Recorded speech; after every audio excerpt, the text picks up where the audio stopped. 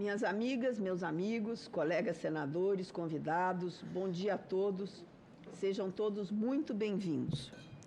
O nosso objetivo com essa audiência pública é abrir no Senado Federal o debate sobre os riscos que nos esperam num futuro muito próximo na hora de exportar nossos produtos para a Europa.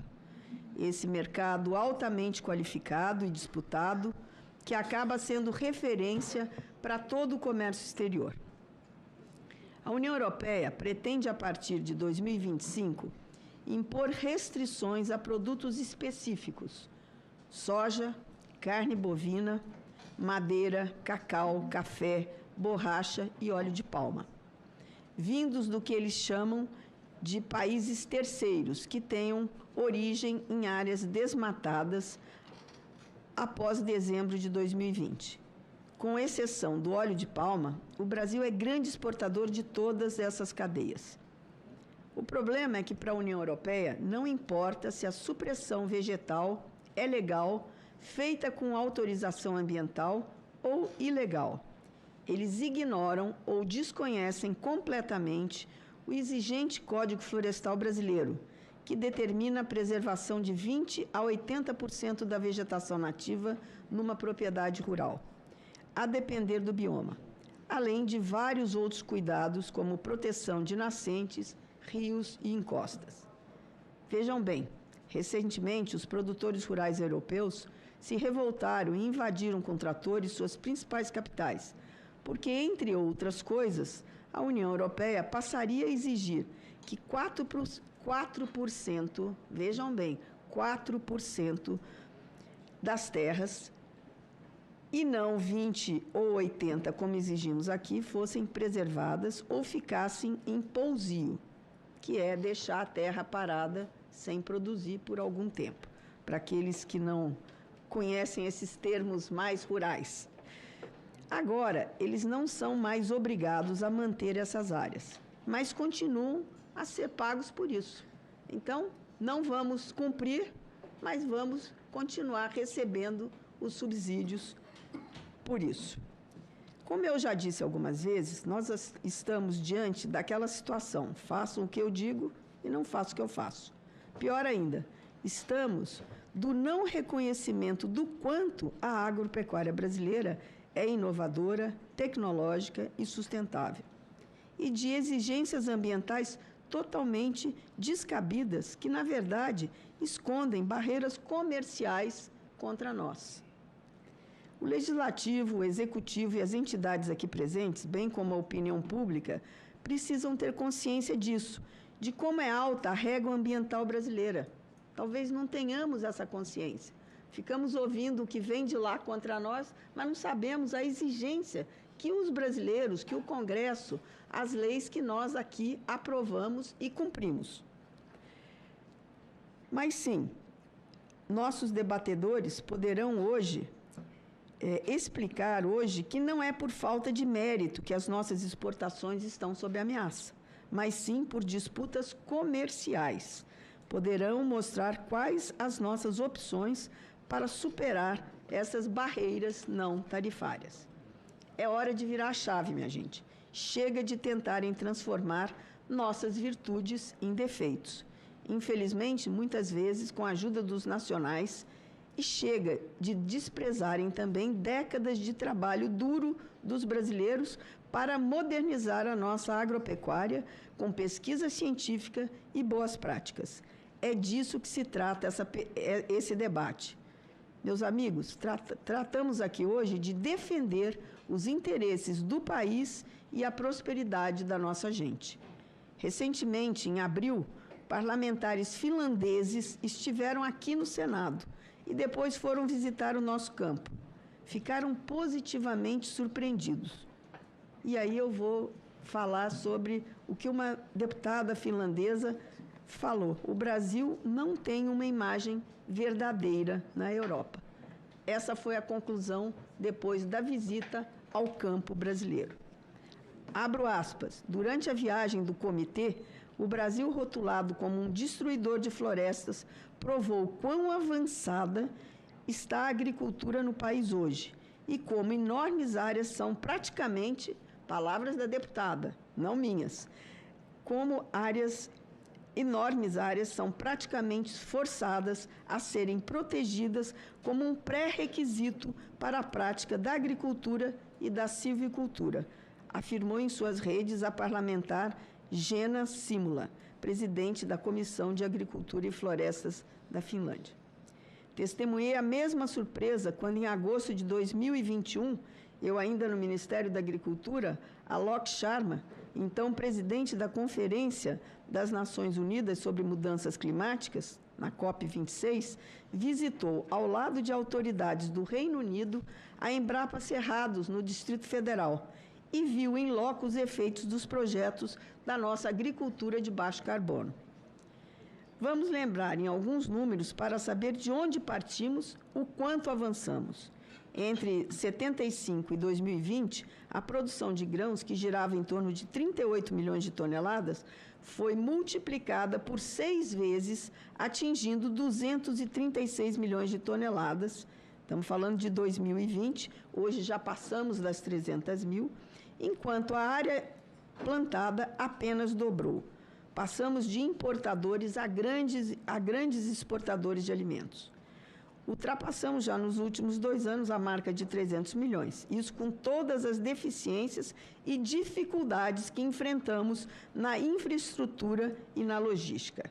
Ainda podemos crescer a produção sem novos desmatamentos, em áreas de pastagens degradadas. Temos mais de 25 milhões de hectares aptos ao cultivo. Temos de lembrar também que o aumento da produção do agro ampliou a criação de empregos, a geração de renda, impactando também outros setores produtivos, como a indústria e serviços. Essa realidade foi mostrada pelo censo de 2022, que evidenciou o crescimento e a prosperidade acima da média das cidades do centro-oeste brasileiro, nosso maior celeiro de grãos.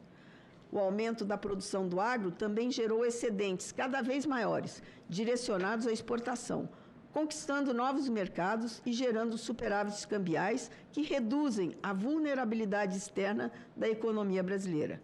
E temos de, enfim, trazer respostas para uma pergunta simples: por que o Brasil assusta tanto os seus concorrentes no mercado agrícola?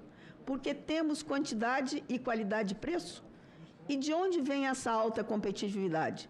Nossa agricultura tropical, que desenvolveu técnicas próprias de manejo sustentável e, a depender da região, tem até 3 safras na mesma área. Que país consegue isso hoje?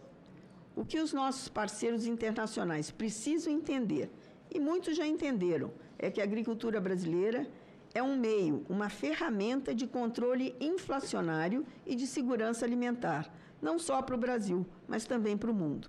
E tudo isso feito, sim, com responsabilidade ambiental pela imensa maioria.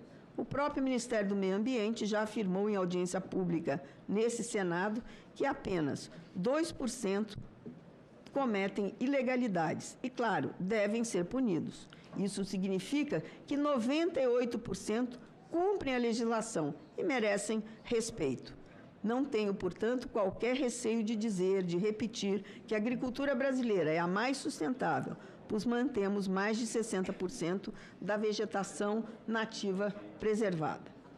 Mas, devido exatamente ao nosso gigantismo e ao sucesso da nossa produção, somos alvos de persistente campanha contra a nossa reputação, sobretudo na Europa. Exemplo maior disso pôde ser visto recentemente quando o presidente da França esteve no Brasil e simplesmente detonou o acordo Mercosul-União Europeia.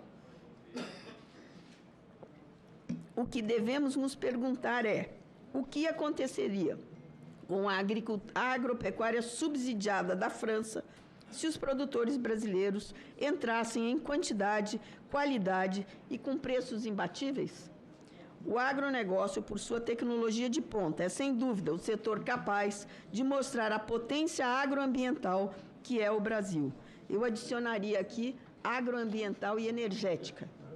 É muito importante que o Brasil defenda sua produção ecologicamente correta, mas é preciso que encare com realismo os obstáculos comerciais impostos à competitividade dos nossos produtos. Temos sim de debater e criar condições para implantar com financiamento as cadeias de rastreabilidade. E sei que o MAPA trabalha há muito tempo nisso, mas essa conquista paulatina e que demanda investimentos não pode ser feito com a faca no pescoço e contra a soberania do nosso território e da nossa legislação. Temos de ter ganhos com a rastreabilidade, não perdas. Além de ter o potencial de cobrir o crescimento da demanda mundial por alimentos no futuro, a agropecuária pode suprir as demandas por energia limpa e serviços ambientais mitigadores, com destaque para o mercado futuro de créditos de carbono. Tudo isso poderá ser amplamente mostrado tanto na COP29 quanto na COP30 em Belém do Pará. Somos pioneiros no mercado de etanol, além de campeões de produção de energia renovável. Em 23, esse índice chegou a 93%, enquanto na Europa gira em torno de 30%.